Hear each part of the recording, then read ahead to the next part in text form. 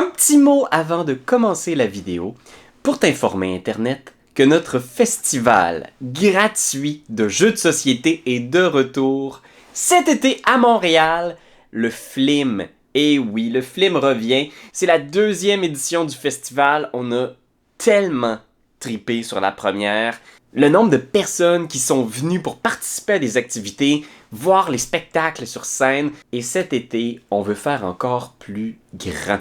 Et c'est pourquoi on est présentement en socio-financement pour aider le festival à faire son virage vert. Et donc, pour chaque dollar qu'on va être capable de lever avec notre campagne de socio-financement, le gouvernement va donner $1 au festival. Vous pouvez aller voir le lien dans la description pour voir comment vous pouvez nous aider à soutenir le FLIM. On est très emballés. On a hâte de vous voir cet été. Fin juillet à Montréal. Et si vous nous écoutez d'Europe, c'est le moment parfait pour venir prendre vos vacances en Amérique. Fait un petit peu chaud à ce temps-ci de l'année, mais en même temps, c'est beau. C'est beau! Et sans plus tarder, on va poursuivre avec la vidéo. Et aujourd'hui, on se demande, est-ce que c'est une bonne chose de laisser nos joueurs faire plusieurs personnages joueurs? Moi, je pense que oui. Mais je vais laisser moi-même l'expliquer.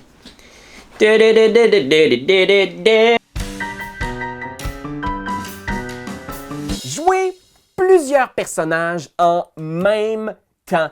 Est-ce que c'est de la folie? Et pourtant, fut une époque, jadis, où c'était assez courant pour les joueurs autour de la table d'avoir plus d'un personnage qu'ils incarnaient. Oui, oui! Puis je sais que pour le maître de jeu, c'est quelque chose de courant. On incarne tous les habitants du village, les monstres, les dragons, les liches. Mais les joueurs, dans la pratique moderne du jeu de rôle, c'est un peu une règle non écrite qu'il faut faire un personnage. Tu as ton héros, tu es un rôdeur niveau 5, ça c'est le bonhomme que tu gères. Est-ce que ça vous est déjà arrivé, pour quelque raison que ce soit, de vous dire « Hey, imagine que j'avais 2, 3 personnages, qu'est-ce que ça changerait à la dynamique du jeu? » Ben oui, dans les toutes premières éditions du jeu, il y avait ce qu'on appelle des suivants. Donc c'était des personnages qui étaient des suivants, des retainers. Donc ça pouvait être des mercenaires, des serviteurs, des scribes, des compagnons qui accompagnaient les aventuriers pendant leurs aventures. Et plus vous étiez charismatique, plus vous aviez de suivants. Et le rêve, c'était éventuellement d'avoir une armée qui vous suit pour vous accompagner dans vos aventures épiques pour vaincre le dragon. C'est plus vraiment comme ça qu'on joue au jeu de rôle, mais pourtant, on sent encore quand on joue à Donjons Dragons ou à d'autres jeux que cet ADN de l'activité veut ressortir. Inévitablement, vous allez vous trouver dans une situation où, comme maître de jeu, vous allez vous dire « Ben oui, ben là, ce serait logique que ce personnage-là, ce soit toi qui le gère. » Je vais vous parler d'une situation qui nous est arrivée récemment. Dans nos parties de Donjons Dragons 5e édition, on a une espèce de lore, un canon collectif où tous les personnages de mes joueurs, dans chaque campagne officielle, existent dans notre monde. Ils font tous partie d'une compagnie mercenaire qui s'appelle les Free Captains. Donc, quand on a fait Rime of the Frost Maiden, qui est une aventure de la 5e édition, il y avait un personnage de mon ami Daniel qui s'appelle le Capitaine Pétric, qui est un ensorceleur niveau 13 célèbre, qui est devenu le grand capitaine des Free Captains. Ben, c'était un personnage non-joueur de l'aventure qui a été contrôlé, mené par un espèce de dragon là, qui rendait le monde un peu cinglé. Mais Daniel avait aussi son autre personnage, Babar, le barbare. Et donc, un moment donné, dans l'aventure, ils ont été capables de sauver le capitaine Pétric. Puis j'ai fait, je joue les deux personnages. Et les deux personnages étaient là dans le combat. Ensorceleur niveau 13, barbare niveau 8.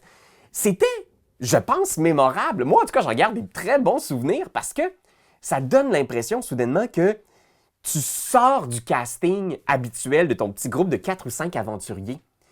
Puis parfois aussi, on a un mercenaire qu'on aime bien qui vient à l'aventure avec nous. Puis ça fait chier comme maître de jeu d'avoir à gérer un autre stat bloc. Tu sais, j'ai tout l'univers à gérer. Pourquoi est-ce que je gérerais Marcel en plus? Fait que ça m'arrive souvent de donner un stat bloc d'homme d'armes, de garde, de guérisseur à un de mes joueurs pour qu'il y ait les deux personnages, puis je lui laisse incarner comme il veut cet autre personnage. Ce qui est important, c'est que même dans les premières éditions du jeu, les retainers, ça venait toujours avec un astérisque.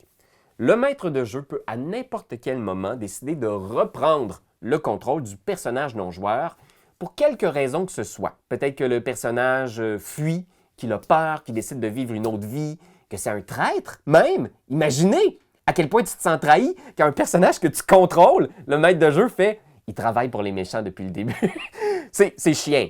C'est très old school. Faites ça à vos risques et périls. Là. Je le recommande pas, mais t'imagines-tu, man, comment il battriperait? Comment est-ce qu'on fait ça? Premièrement, moi, quand je permets à mes joueurs d'avoir plusieurs personnages à la table, je leur dis que ça leur prend une discipline de faire. C'est important que le joueur qui a 2 ou 3 personnages soit au courant que s'il prend 5 minutes à décider quel sort il va utiliser, quelle action va être la plus optimale, il gobe le temps des autres joueurs.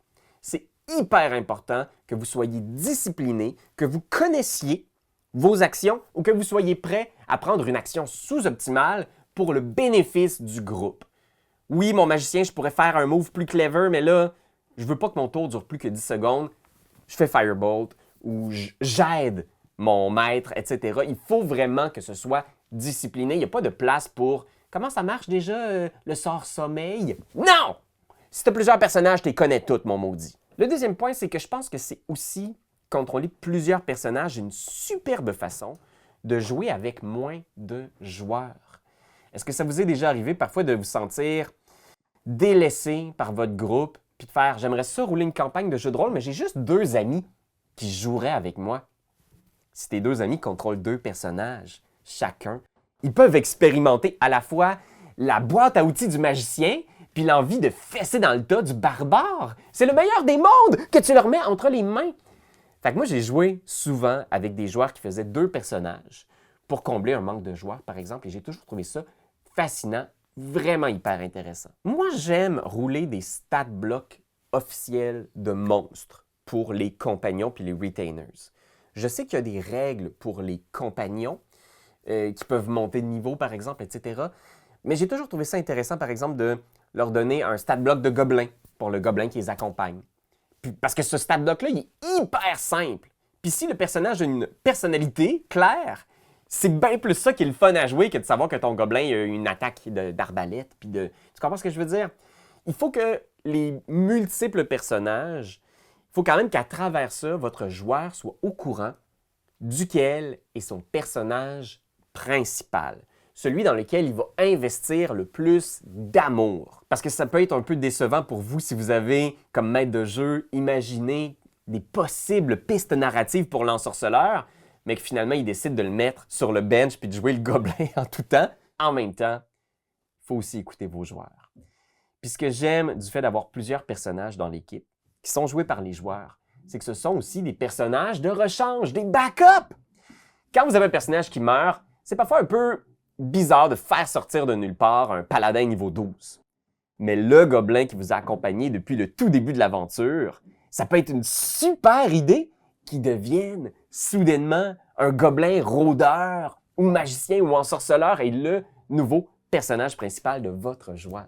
Fait que oui, explorez cette avenue-là, je pense que vous pouvez en parler avec vos joueurs. Si c'est quelque chose qui les intéresse, qui ont des compagnons qui les accompagnent dans leurs aventures, puis que vous voyez qu'ils s'attachent, qu'ils ont le goût de les jouer, les faire bouger, proposez-leur de jouer, tout simplement, les compagnons. Fait que voilà. Je vous invite aussi à vous intéresser au True Play, qui est un genre de jeu de rôle où c'est conçu comme ça, que vos joueurs vont avoir 10 personnages peut-être sous leur gouverne, comme des jeux comme Dungeon Crawl Classics, par exemple, font ça, Ars Magica. Fait que oui, je pense que c'est tout à fait possible. Ça demande de la discipline. Et là-dessus, je vous dis au revoir, compagnons. Soyez sages, là. Montez pas trop de niveau.